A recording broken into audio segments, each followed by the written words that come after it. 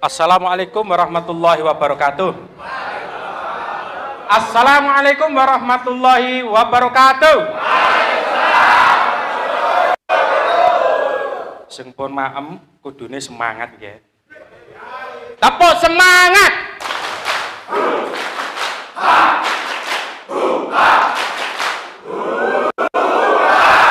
Alhamdulillah, masih semangat ya.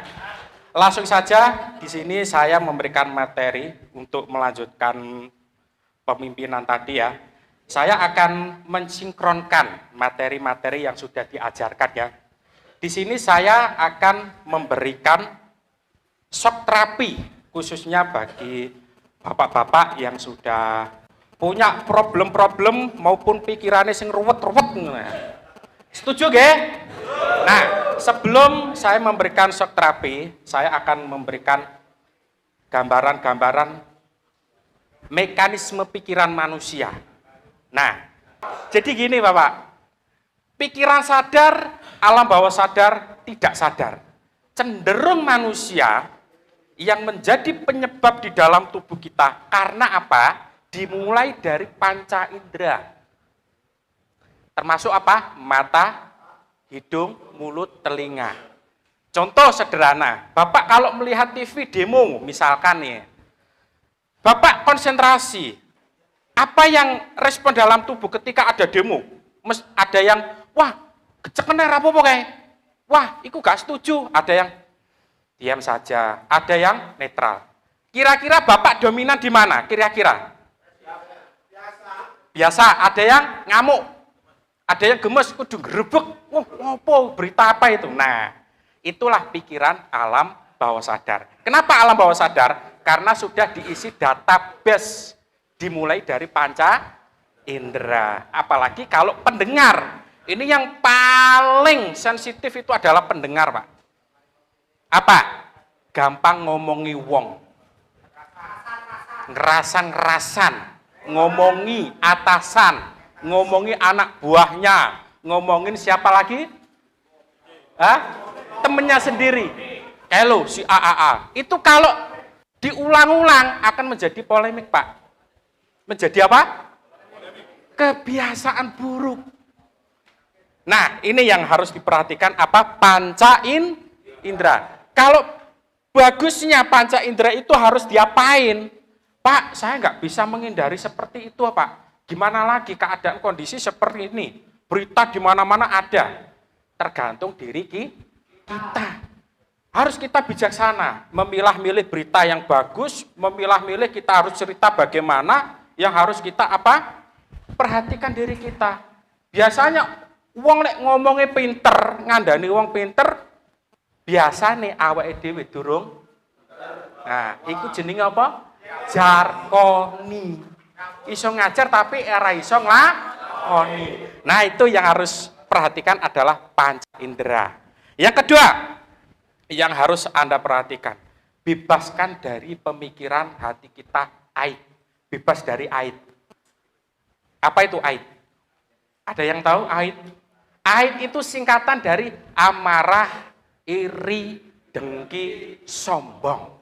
Kira-kira Bapak nggak boleh dijawab ya. Dijawab dengan batin sendiri aja.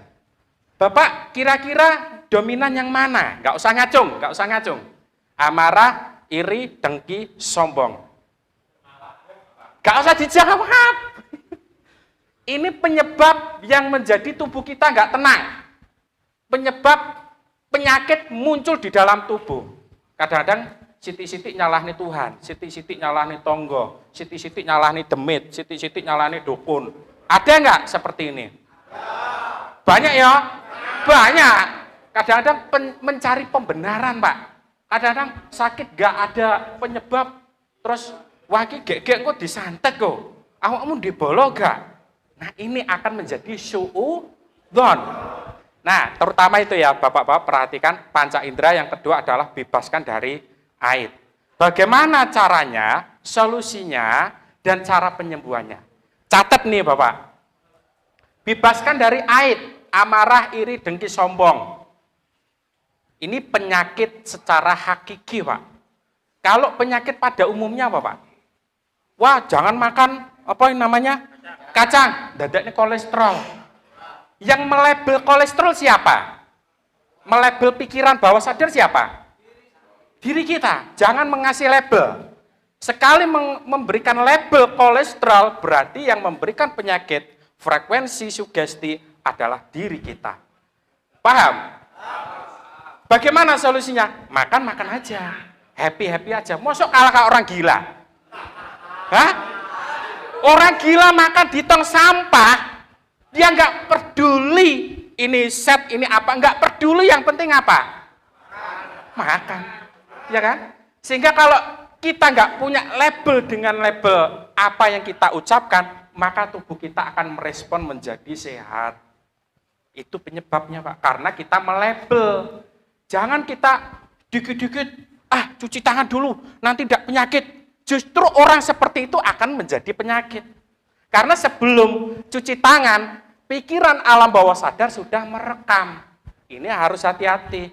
Ucapan, frekuensi, itu sudah direkam sebelum kita ucapkan. Angan-angan saja, itu sudah bagian dari doa. Percaya atau tidak?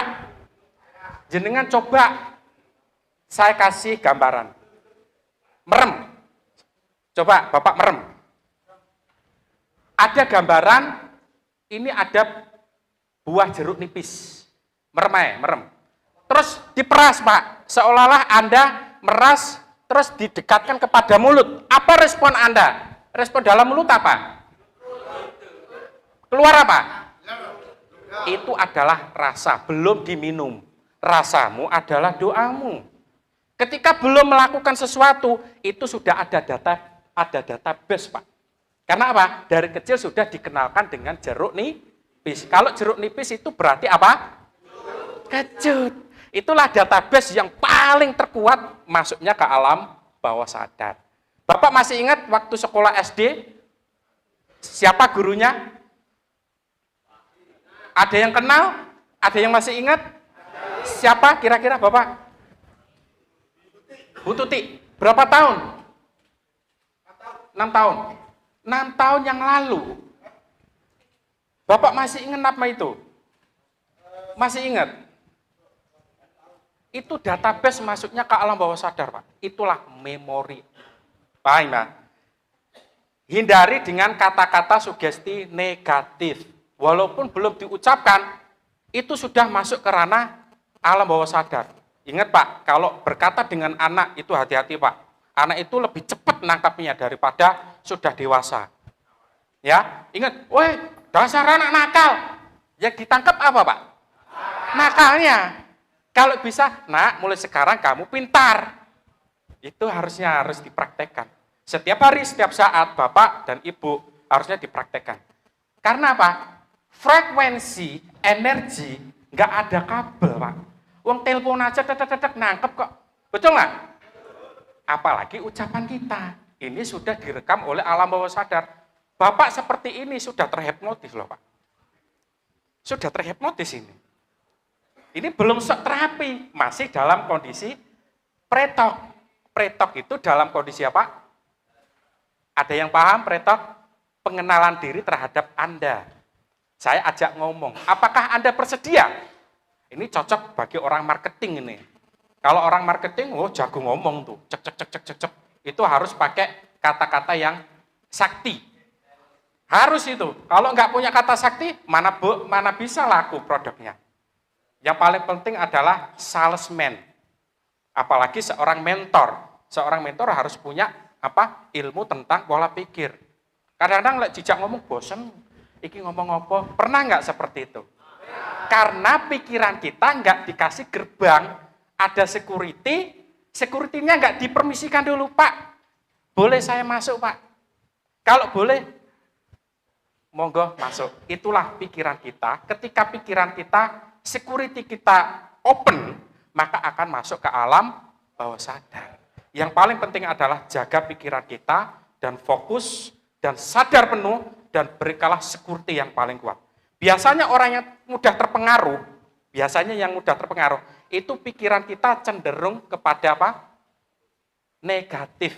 Sing senengane golek berita negatif itu karena security-nya nggak kuat, Pak. nggak punya jati diri, nggak punya prinsip. Ingat itu. Orang kalau nggak punya prinsip itu mudah terpengaruh, Pak. Yakin mudah terpengaruh. Apa? Siti-siti molokono, siti-siti molokono. Karena kita nggak punya prinsip. Oke, paham Pak ya? Apa yang tadi yang saya berikan motivasi tadi? Terakhir? Apa? Aid.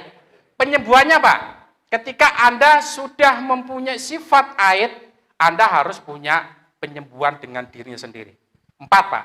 Tadi penyakitnya ada 4, amarah, iri, dengki, sombong. Sekarang solusi penyembuhan yang paling mujarab tidak ada banding. Kalau nanti Bapak praktekkan sendiri. Maaf, meminta maaf, sabar dan ikhlas. Pak, saya sudah sabar, Pak. Belum sabar. Pak, saya sudah maaf, Pak. Belum itu kategori orang pemaaf. Orang pemaaf itu ada ciri-cirinya, Pak. Orang sudah menjadi orang polemik, menjadi orang pemaaf atau meminta maaf, itu ciri-cirinya ada, Pak. Mudah senyum. Gampang senyum, semringah, ketemu uang, was. Jadi nggak ada beban, losdup. Itu paling utama. Bapak kalau di perusahaan, mesti kalau ketemu si atasan, pernah nggak seperti itu? Itulah Anda sudah masuk kategori penyakit amarah yang tidak terlihat. Tubuh kita ada makrokosmos energi negatif yang harus didongkrak, Pak. Yang harus healing. Kenapa? Itu akan mengganggu kita dan juga mengganggu keluarga kita. Wong keluarganya nggak punya masalah, tiba-tiba ada masalah. Kenapa? Di mikrokosmos ada masalah. Ada yang bocor, Pak. Ada. Amarah. Ini yang harus dihindari, Pak. Penyebab utama adalah, apa tadi? Amarah, iri, dengki, sombong. Sejati kita itu bagaimana, Pak?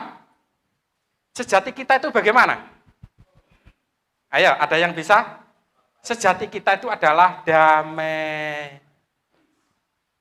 tenang, pemaaf. Itu manusia, Pak, yang sudah diciptakan oleh Allah dalam kondisi cinta. Allah menciptakan kita dalam kondisi apa, Pak? Cinta.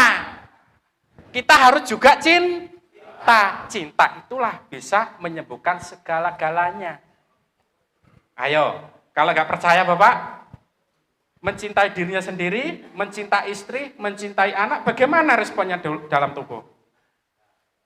Damai kan? Yang dicari apa, Pak?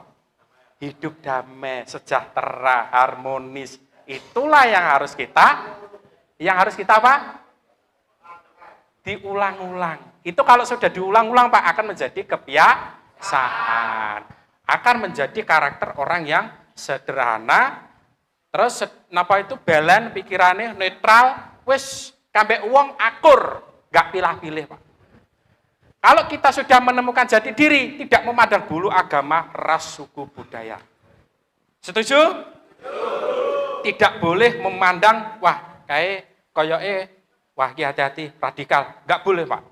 Kita harus belajar menjadi orang husnudon, prasangka yang baik. Kalau orang yang sudah punya prasangka yang baik, itulah akan menemukan keajaiban, akan menemukan penyembuhan diri kita sendiri. Setuju? Oke. Mungkin Bapak ada pertanyaan sedikit sebelum saya terapi ini, Pak. Ada? Jelas ya, Pak ya? Penyakit terutama apa tadi? Yang keras. Ulangi lagi. Penyembuhannya apa tadi?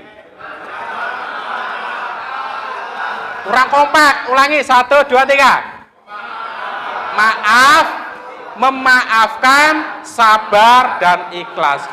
Itu terapkan setiap hari, setiap saat, setiap jam, Pak. Kalau nggak percaya, Bapak, ya, kalau nggak percaya, buktikan. Itu akan menjadi dingin di dalam hati kita. Kenapa? Kalau kita sudah dingin, itulah kolbu Anda sudah bersih dari kotoran-kotoran. Kalau Anda belum bisa, belajar, Pak. Belajar. Pernah ada yang sakit perut, Pak? Ada yang sakit perut? Apa penyebabnya, Pak? Hah? Jangan mencari pembenaran loh ya. Penyebabnya apa? Oke, sekarang akan saya jawab bukan pembenaran, bukan mencari pembenaran. Yang betul adalah orang itu suka menahan emosi, Pak. Jangan mencari pembenaran. Gara-gara aku makan sambal, jadi apa? Gara-gara aku minum kopi, aku nggak enak. Bukan itu, Pak. Itu pembenaran. Itu melabel kita. Ya, itulah yang harus Anda perhatikan. Sebab akibat di dalam tubuh kita. Yaitu tadi amarah, iri, dengki, sombong. Penyebabnya di dalam tubuh munculnya keluhan-keluhan yang tidak nyaman. Makanya bersihkan dulu kolbunya, pikiran kita bersihkan, baru dimasukin dengan herbal. Percuma jenengan minum herbal, sing regane 2 juta, 3 juta, tapi enggak berkunjung sembuh, Pak. Apa penyebabnya? Bukan kurang yakin. Obatnya enggak sinkron dengan selnya. Kenapa? Selnya sedang depresi, Pak. Hormonnya lagi depresi. Enggak sinkron. Yang harus dibersihkan adalah kolbunya. Hatinya harus tenang. Nyeneng nih hati, nyeneng nih awak. Golek sate Gitu, nyeneng nih sopo lah, nyeneng nih anak, nyeneng nih istri. Hatinya dadi adem mboten? Adem, apa meneh lek delok cewek semua ayu bening-bening. Wah, iki. Nah, ini yang semangat itu yang belakang itu. Oke ya, Bapak Ibu, insya Allah kalau Bapak mempraktekkan ilmu ini, aku yakin kalau diulang-ulang terus akan menjadi jati diri akan bisa menemukan. Kalau jati diri kita sudah menemukan, maka di mana saja berada, kapanpun keadaannya Anda akan tetap happy. Sepertilah gila, tapi bukan seperti gila yang umumnya. Jadilah orang gila, bukan gila seperti umumnya. Gila itu gali ilmu langsung action, Pak. Di baju saya itu ada kostum yang namanya saya gila. Saya super gila. Artinya apa? Kita langsung praktek, bukan teoritis, Pak. Kalau teoritis, teori tok kapan prakteknya, Pak? Gitu. Praktek, Pak, yang penting. Apa? Yang paling penting praktek. Kalau sudah punya ilmu, praktek besok. Hari ini bisa dipraktekkan.